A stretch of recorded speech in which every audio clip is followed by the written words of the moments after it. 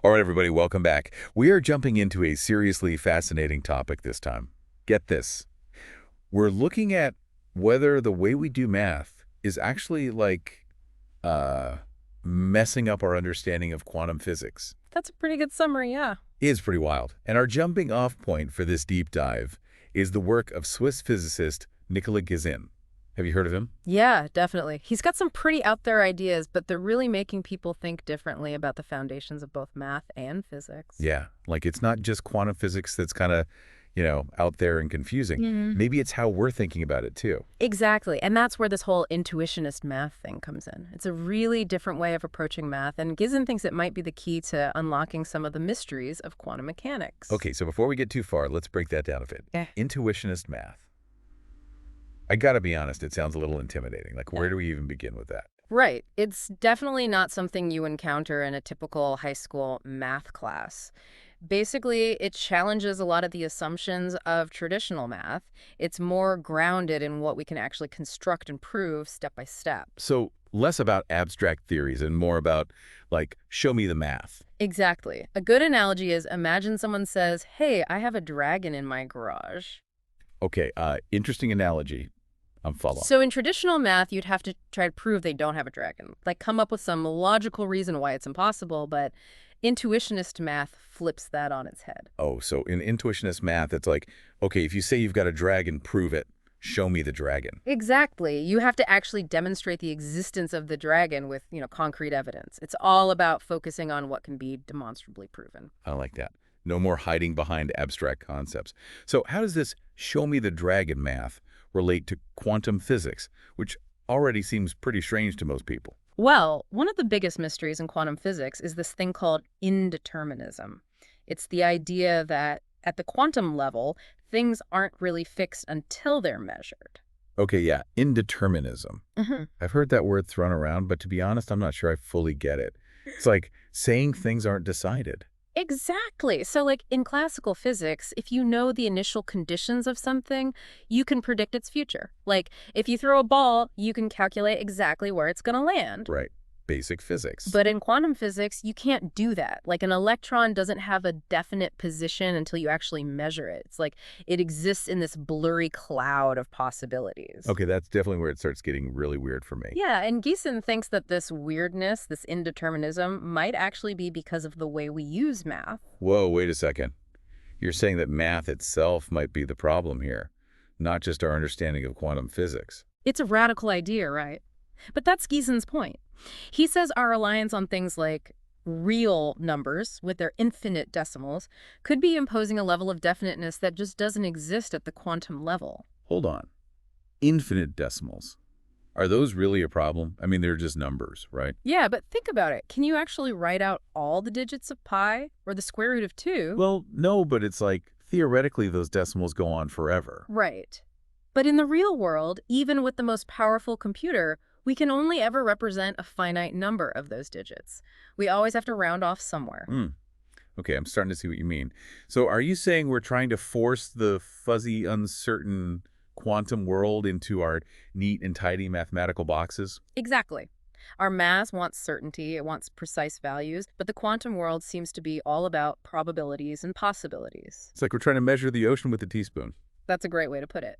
And Gisin argues that this mismatch might be what's causing some of the mind-boggling paradoxes we encounter in quantum mechanics. Like, okay, the big one, the one everyone's heard of, Schrodinger's cat. Right. The whole dead and alive until you open the box thing. Exactly. Gisin's point is that maybe these paradoxes arise because our math is imposing a level of definiteness that just isn't there in reality. Maybe the cat isn't both dead and alive. Maybe it's just that its state is undefined until it's measured. So our math is like making up its mind for the universe before the universe is even decided. Yeah, something like that. And if he's right, it means we might need to seriously rethink how we approach math, especially when it comes to describing the quantum world. So basically, Gisin's saying, like, hey, math, you need to chill out a bit. Stop trying to force the universe into your neat little categories. Pretty much. And it's not just about quantum physics either. This has some pretty profound implications for our understanding of time and reality in general. Oh, yeah, let's talk about time, because this is where Gisin's ideas get really philosophical. Right. He has some strong opinions about the nature of time. Definitely. He's very much in the camp that time is real, not just an illusion. And he sees it as a dynamic process, not some static dimension laid out like a ruler. Okay, so time is real, it's moving forward. Got it. But how does that connect to intuitionist math or quantum physics?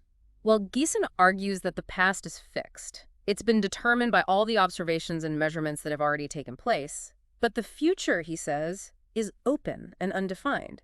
It's still in that fuzzy, probabilistic state we were talking about earlier. Okay, I'm trying to wrap my head around this. So it's like the past is concrete because we've already observed it, but the future is this wave of possibilities that hasn't collapsed yet. Yeah, that's a good way to think about it. And it ties into the idea that our choices matter, that we're not just passive observers of a predetermined universe. So free will is back on the table. It definitely raises questions about the whole debate about determinism versus free will. But even beyond that, it challenges the way we think about reality itself. If the future is undefined, then it means it's constantly being shaped, not just unfolding according to a fixed plan. So we're all like co-creating reality with the universe. That's a pretty profound way to think about it, isn't it? It definitely is. But I do want to acknowledge we've been, pretty deep in Giesen land here. I know his ideas aren't without their critics, right? Absolutely. Like any radical idea, it's met with a lot of pushback, and not all of it's easy to just dismiss. What are some of the main objections people have? One of the biggest ones is that intuitionist math might be too limiting. It might not be powerful enough to describe all the complexities of the universe. Okay, yeah, that makes sense. It's like saying we can only use tools we can hold in our hands. You're not going to build a spaceship that way. Exactly. And some critics worry that we might be throwing away valuable mathematical tools if we restrict ourselves too much. So it's a trade-off. Yeah. Potentially more clarity about the fundamentals, but maybe less ability to model certain complex phenomena. Right. And another point of contention is whether Gisen's approach actually solves the measurement problem. Ah, right, that fundamental question of why a particle chooses one state when we measure it. Exactly. Some argue that even if we adopt intuitionist math, it doesn't really explain why that happens. We're just shifting the mystery, not solving it. So some big questions remain.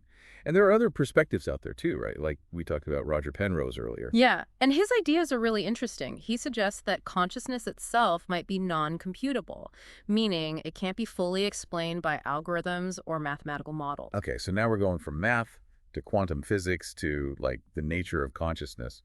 My brain is officially full. It's a lot to take in, but it's exciting stuff, isn't it? It shows how much we still don't know about the universe and our place in it. Definitely exciting.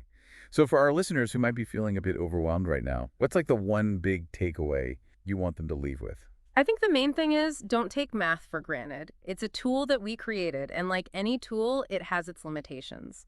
And those limitations might be shaping the way we understand the universe. I love that. Don't take math for granted.